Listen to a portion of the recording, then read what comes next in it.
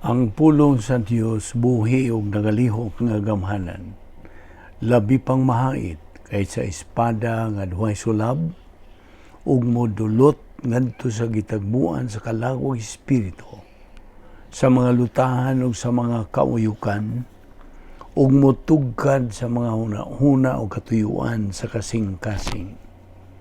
Ang tibuok nga kasulatan gipaginhawa sa Dios ug may kapuslanan alang sa pagpanudlo, alang sa pagpamadlong, alang sa pagpanulid, ug alang sa pagmatuto sa pagkamatarong, aron ang tao sa Dios mamahingpit masinangkapan alang sa tanang maayong buluhaton. Paningkamuti pagayo ang imong kaugalingon sa pagpakita sa Dios, ingon nga iyang nahimutan, usa ka magtatrabaho nga dili kinahanglan magakaulaw, nga sa hustong paagi magapanudlo sa pulong sa kamatuoran. John 14:31 says, "But that the world may know that I love the Father, and as the Father gave me commandment, so I do. Arise, let us go from here."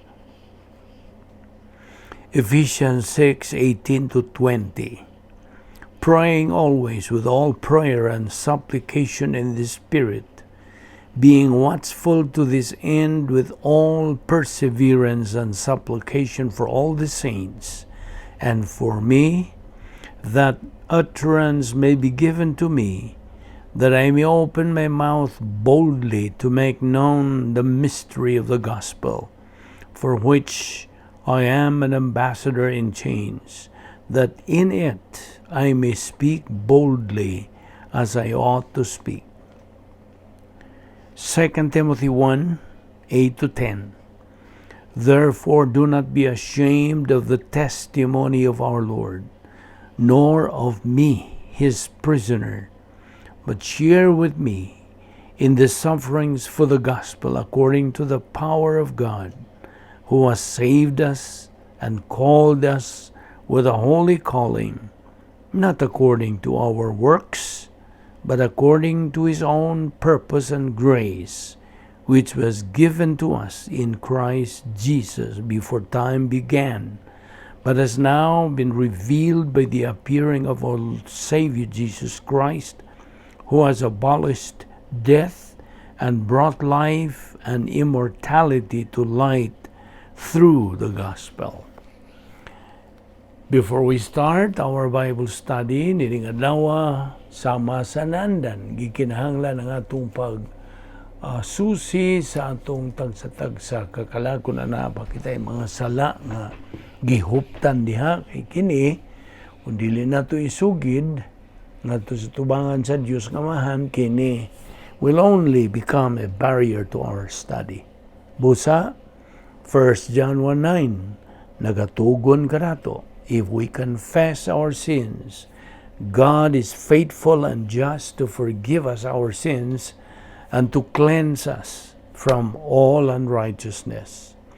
But for you, unbeliever, dili ka pa man magtutuo ni Kristo, gidapit ka, giagda ka sa paggamit niya ng imong kabubuton. So, mahimo ka og usa ka decision, the most important decision in your life, the decision to believe in Christ as your Lord and Savior.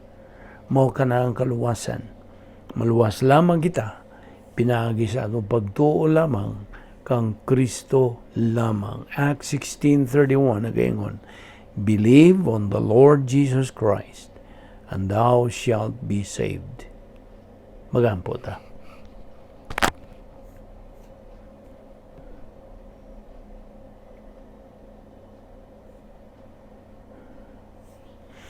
Bala na mga Dios, nagapasalamat kami kanimo onas tanan sa imong pagdala kanamo ning dapita sa makausapa. Aron kami makapadayon sa among tulumanon adlaw-adlaw nga mao ang pagpakaon sa among tagsa-tagsa kakalag, aron kini mutubo o makakabot sa among common goal as believers, which is spiritual maturity. Ing adlaw ba ni kami sa among pagpadayon sa pagtuon nining imong pagtulunan nga may kalabutan sa imong pagpasaylo, imong kaluoy nganhi sa tao. Salamat o Dios nining grasya bisan pa ning among Bible study pinagi sa YouTube sa Vic Balbido Evangelistic Ministry. Kining tanan among gipasalamatan sa ngalan ni Ginoong Hesukristo. Amen. Maayong adlaw sa tanan nato mga subscribers o sa atong mga higala, atong mga igsoon diyan ni Kristo. Welcome once again. The title we are still concentrating and focusing is about the doctrine of divine mercy. Padayon kita sa atong ibiyaan kagahapon, atong hisgutan karon ang pagpasaylo ni Ginoong Hesukristo usa ka kriminal. Okay? So kung random ka na, ato kining paghisgutan. Una sa tanan, nasayod na kita niini nga dinahay duha ka kriminal nga gisilutan usab kauban ni Kristo. Ang ilang mga krus didto gipaymutang sa isig kakilid ni Ginoong Hesukristo. Gilatid ang pagsuwat sa Biblia may tungod sa paglansang sa atong Ginoong Hesukristo diha sa upat ka mga ebanghelyo nila ni Mateo, Marcos, Lucas ug Juan. Si Lucas ra ang may record sa mabulokong maghisgot bahin og pasaylo sa Dios o divine pardon nga gi-issue ngadto sa ikaduha niyadtong duha ka mga kriminal. Samtang ang usa niyadtong duha ka kriminal mibiyay-biyay kang Kristos pag-ingon kung ikaw man ugaling ang Kristo, luwasa ang imong kaugalingon o kami. Apan ang usa mibadlong sa kriminal nga mibiyay-biyay ni Jesus pag-ingon o nagadawat ra ba kita suhol sa atong nabuhat? Apan way nabuhat nga dautan kining tawhana. Ug unya milingi siya kang Hesus ug miingon og Ginoo, hinumdumi ko kun moadto ka na sa imong gingharian. Lucas 23:42. Now kining tawhana miila sa iyang pagdawat matuod nga ilhanan sa manluluwas. Ang tubag ni Jesus nakapahangang hagyod kaniya. Naingangha siya. Kadiyas Lucas 23:43 mao kining tubag sa tong Ginoo sa maong mabinasulon nga kriminal. Sa pagkatinuod ako kang sultihan o karong adlaw muuban ka kanako sa paraiso. Nianang mao nga higayon mihatag og Dios nung pasaylo ang atong Ginoo uban sa garantiya nga kinabuhing dayon dito sa langit ngadto sa maong kriminal. 1 Juan 5:1 nakanayon, anak sa Dios ang nagtuo nga si Jesus mao ang Kristo. Abigod nimo, unsa gani ang gibuhat ni Kristo kanato? Gipahiluna ng daan didto pas kaniadtong walay katapusan ug gikasaad na kana sa Dios. Ang iyang kamatayon didto sa krus mao ang plano sa Dios nga pinaagi niadto atong naangkon ang atong kaluwasan. Kung wa pang iyang sakripisyong kamatayon, dili unta kita mamaluwas. Now, atong isugutan karon bahin nining huna-huna batok sa pagbati. Okay? Thinking versus emotion. Now, ang atong tagsa-tagsa ka kinabuhi naglakip ug nagalambigit og mga huna-huna ug mga binuhatan. Gusto? Sa tanang higayon, kita mo na una. Unya mubuhat, di ba? Kung dili kita mo gamit sa itong una-una, mutungha ka na ito ang mga problema. Labi na mubuhat lang ta pinasikan sa mga pagbati. Tugot tiragugos pagpatinaw ni mo bahin ini kung unsa gibot na kung ipasabot. Una sa tanan, matag usa ka nato na ay kalag. Okay? Kini siya nga kalag, natural, dili makita. Mulungtad kini sa way katapusan. Now, sundi ko maayo ini. Ang libro sa Deuteronomio, Kapitulo 6, versikulo 5 nagkanayon, higugmaa ang Ginoo nga inyong Dios sa tibuok ninyong kasing-kasing kalag ug kusog. Ang atong kalag nagalakip pipila ka mga kinaiya, characteristics. Huna-huna kini siya, so pangisip. Magkapili kini siya, so kabubuton.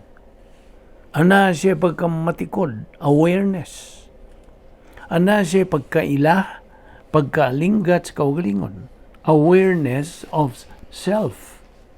Sa laing pagkasunti, makaila kita sa atong hitsura, pinagi sa hulagway o retrato, self-consciousness. Anaw sa kita mga pagbati, emotions. Ang tuyo god sa atong mga pagbati, mao ang pagmahal, to appreciate sa kinabuhi.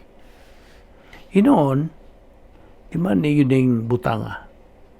Wa kita idisenyo sa Dios nga dumalahon sa atong mga pagbati. Wala.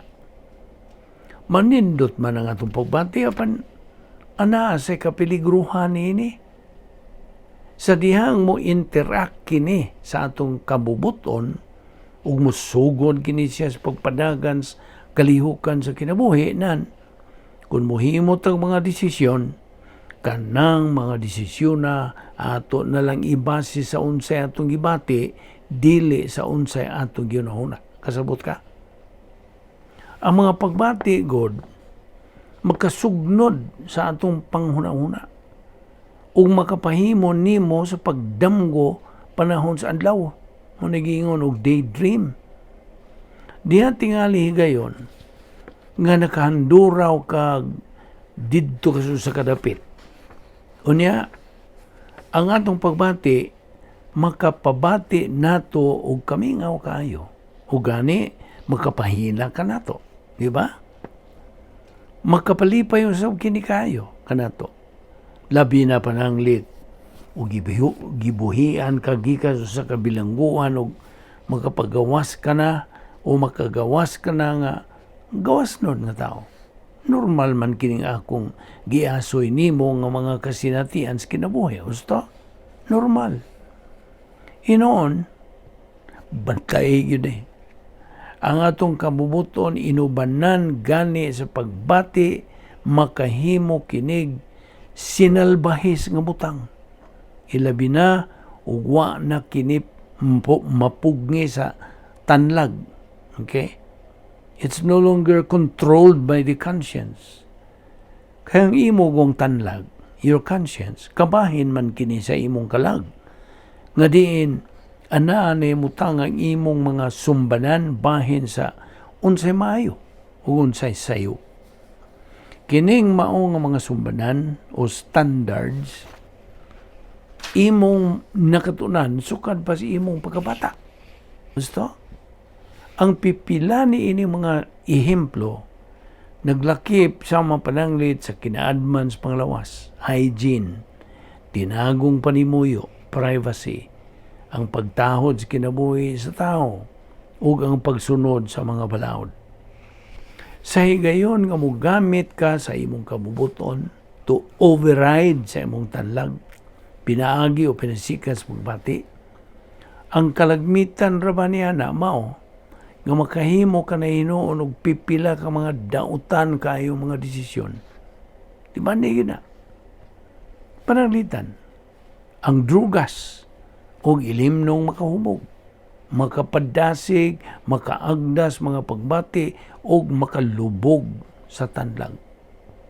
Sa diyang mahay ka na, Mohunong na pud ka ng imong pangunahuna. Ibaw ka ba na? Di man ang tanan nga imong buhaton, ang gibasihan niya ng tanan mao ang imong mga pagbati. Niining tungura ang mga utlanan nga gipahimutang sa imong tanlag, wa na kana sila matunong sa ilang hustong dapit. Mga tarungan pa man kani katingali sa pagbuhat nimo og krimen sa tuyo sa pagsustinir o usa ka batasan nga sa hinay-hinay nagaguba sa imong kinabuhi. Karon, atong isgutan ang pagka-emosyonal. Dili kini paagis pag kinabuhing Kristohanon. Dili. Una sa tanan. Sukwahi sa unsay ilang gisulti kanimo sa Kristyanismo, wala labot nini ang pagbati. Dili ang pagdiniyos gyud nimong dupot sa serbisyo sa simbahan, dili ang imong paghilat diha atubanga sa altar, dili ang imong pagsulti ngadto sa imong mga silingan nga gihigugma mo sila, o ang imong pagbati o pagka-spiritual. Dili gani ka ng imong pag-awit o pag-recite o mga alampuon, o ang imong pagbasa o mga panultihon o phrases gikan sa manual sa pagsimba o worship manual. Dili. Kini mga butanga, wa gyoy maingon ta nga lasting impact. Wala. Ang imong pagbuhat niya ng mga kalihokana, mao na giingon sa English og you're just going through the motions. Di ba? Apan di gyud na sila makapasibog nimo not an inch ngadto sa imong espirituhanong kinabuhi. Dili. Ang imo rang kaibaw sa pulong sa Dios ug naa na napundo diha sa imong kalag, maura kanay makasustinir kanimo sa gitawag sa in English og ups and downs sa kinabuhi. Ang pangunahuna, dili ang pagka-emosyonal, mao'y yawi ngadto sa pagkahamtong ingon nga Kristohanon. First of all, ang pagkinabuhi sa Kristohanong kinabuhi, pulos may kalabutan sa pangunahuna. It has something to do. It has all to do with your thinking.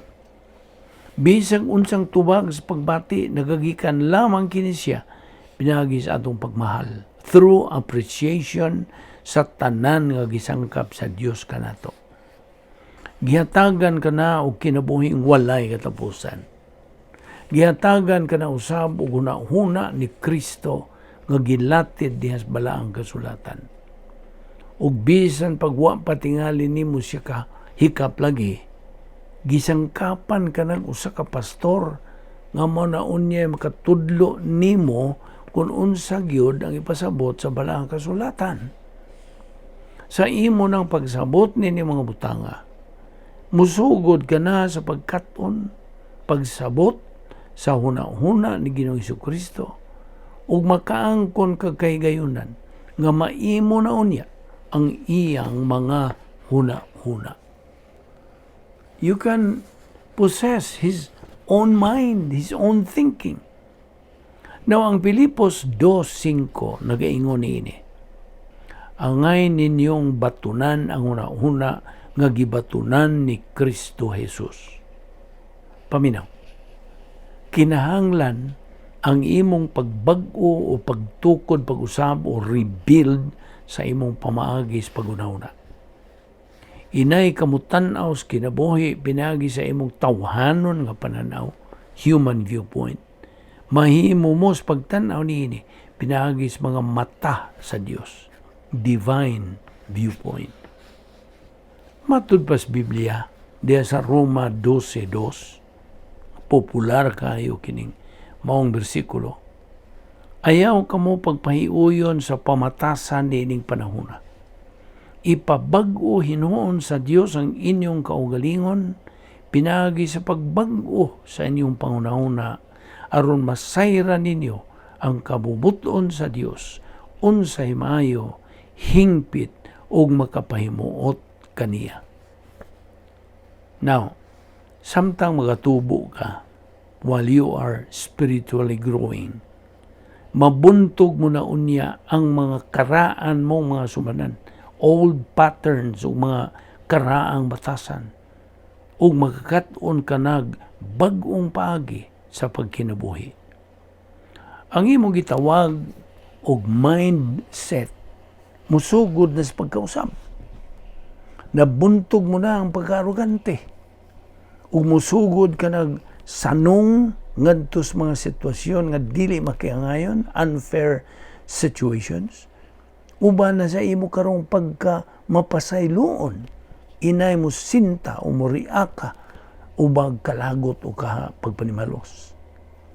Sa sulod kanimo, musugod ka na sa pagunahuna sama sa kang Ginoong Jesucristo nga una sa dihang dinhi pa siya ning atong planeta. Sa una ba niya ang pag-anhi? Naanam-anam ka na karon og pagkahamtong spiritual. Ang paagi sa pagkabot sa pagkahamtong spiritual nga magtotoo, kinahanglan mo ang daghang doktrina, maximum amount of scriptures, nga magatuyok-tuyok na unya diha sa imong panimuot. It's already circulating in the stream of your consciousness. Kung mas daghan ang imong makatunan bahin sa Biblia, mas musamot ang imong paghamtong. O kanay kinatibuk-an nimong tumong ingon nga magtotoo ni Ginoong Jesucristo. Makahimaya ka na sa Dios sa tanang higayon, pinaagi sa imong paghimog mga maayong desisyon sa matag adlaw, binasihan ang unsay gisulti sa pulong sa Dios. Now karon magtutas pagkahamtong nga Kristohanon. Ang imong dili kasagaran nga kahigayunan, your unique opportunity. Now, ang imong karong palibot, your current environment, nagahatag kanimo higayon sa pagtuon ug daghan nga kahigayunan sa paggamit sa imong nakatunan. Ato ra kong tan-awon kun unsa gyud ang tinuod, mahimo kung mulingkod lang ka diha o maglagot o magplano o pagpanimalos o kamo angkon kasi mong sala o pagkapakyas o imong siguruhon nga di na kini may tabo pag-usab. Ayaw na gunahuna bahin sa nangagi. Ayaw. Hinuon padayo na sa pagsibog sa unahan sa imong kinabuhing espiritual. Gamita kining maong sitwasyon alang sa imong kayuhan. Hinumdumi kadto sila si David, si Pablo, ug si Moises. Now, tataw kayong gipadayag diyas balang kasulatan nga ang Dios nagahatag ka natog ikaduhang kahigayunan o second chance apan ang tinuod mao nga nagahatag siyang ikatulo o ikaupat ug daghan pag yung mga kahigayunan sa dihang mutuo kita kang Kristo. Sa ato nang gipakita kanimo kanang ikaduha nga kahigayunan, that second chance, musugod sa bag-o nga pagkatao. Hinumdumi, ikaw na tao na pag-usab. Hinumdumi. You are born again. Diyas 1 Corinto 15:22. Kay ingon nga nangamatay ang tanang mga tao tungod sa ilang pagkahiusa kang Adan. Banhawon usab ang tanan tungod sa ilang pagkahiusa kang Kristo. Ingon nga bag-ong kaliwatan sa nangabuhi nga espiritual, spiritually alive species, na kay pipila ka mga pahimangno nga mao kining mosunod. Juan 4:24 nagaingon, ang Dios Espiritu ug kadtong magsimba kaniya kinahanglang magsimba diha sa Espiritu ug sa kamatuoran. Ang atong Ginoong Jesucristo mipahibaw sa mga tinunan nga iyang ipadala ang Espiritu Santo aron motabang kanila sa diha nga moadto na siya siyang amahan didto sa langit. Si Jesus nagkanayon diha sa Juan 14:16 o Mangayo ako sa amahan ug hatagan kamo niyag laing magtatabang aron makig-uban kaninyo hangtod sa kahangturan. Kini nagahulagway sa iyang pasalig o commitment nganha kanimo. Ikaw sa imong bahin makapasalig o will you be committed ngadto kaniya? Mao na akong pangutana nimo. Makapasalig ka ba ngadto kaniya? Will you be committed to Him? Suma sa gisgutan sa unahan, kritikal kayo ang pagpabiling ana kitay pagpakigambitay sa Dios sa matagutlo binaagig rebound. Kana kung buot nimong dumalahon ka sa Espiritu Santo, inay ang kinaiyang makasasala mo'y mo dumala kanimo. Naranas imong pagpili. Nakakay kamubuton, timani ka na. Ug paminaw. Kini nga itong pakigambitay sa Dios, pinagi sa Espiritu Santo, mayroong danon sa pagayo. Aron nga makamot nato ang atong pagkahamtong espiritual. Anala may usa ka pagi, aron imo makamot kining maong tumuog, dili lamang pinagig determinasyon nga tinauhanon, dili. Hinumdumi kadtong ato ng gisgutan dinhi nga ingon nga usa ka magtutuo ni Ginoong Jesucristo ug ingon nga sakop sa realong panimalay sa Dios, ikaw gipuy ana sa balang Espiritu Santo o gimanduan ka nga ikaw mapunan sa Espiritu Santo. Efesios 5:18. Ang ministry sa Espiritu Santo, paminaw, mao ang pagpadayag kanimo sa plano sa Dios. Ingon man sa pagtabang kanimo sa pagkinabuhi diha sa iyang plano. Ang Juan 14:26 nagkanayon, siya nga inyong kauban nga mao ang Espiritu Santo nga ipadala sa amahan sa akong ngalan, magtudlo ug magpahinumdum kaninyo sa tanan nga akong gisulti kaninyo. Ang Galacia 5:16 nagatug-an kanato nini. Kini ang akong isulti kaninyo, paharia ang Espiritu sa inyong kinabuhi ug ayaw tumani ang mga tinguha sa lawas nung kaibog. Now, gawas kun imong masabtan kining mao nga yano nga kamatuoran, mahigawad ka lang yun sa imong kaugalingon. Tungod kay dili taman mahimo ang pagkinabuhi sa Kristohanong pagkinabuhi kung wa kita pagkapuno sa Espiritu Santo. Timan yun na. O hinumdumi yun kini. Nga ang pagpuno sa Espiritu Santo, maangkon talang sa dihang mo gamit kita sa rebound technique. Ang 1 Juan 1:9 nagapahinumdum ka nato nga kung isugid ang atong mga sala, ang Dios makatarunganon o kasaligan nga mupasaylo sa atong mga sala ug magahinlo sa tanan tang mga kalapasan. Ato kini ipadayon ugma, dinhi lang una kita kutob karon. Og ayaw sipyat sa sumpay nini. Aron imog yung matuhog ang tanan nga buti pasabot. Dinhi atong pagtulunan. Okay? So magampo ta. Amahan namong langit nun, salamat sa imong grasya, sa imong pag-uban kanamo, sa among pagtuon sa imong balang pulong. Salamat sa Espiritu Santo nga mo'y magtutudlos kamaturan, pagpasabot, pagpatinaw kanamo sa imong plano sa among kinabuhi. Salamat o Diyos ng among Bible study through the YouTube sa Vic Balbido Evangelistic Ministry. Dada kami pagbalik ugma din ron kami makapadayon sa among pagsibog sa unahan ining among espirituhanong pagkinabuhi. Kining tanan namong gipasalamatan sa ngalan ni Ginoong Jesucristo. Amen.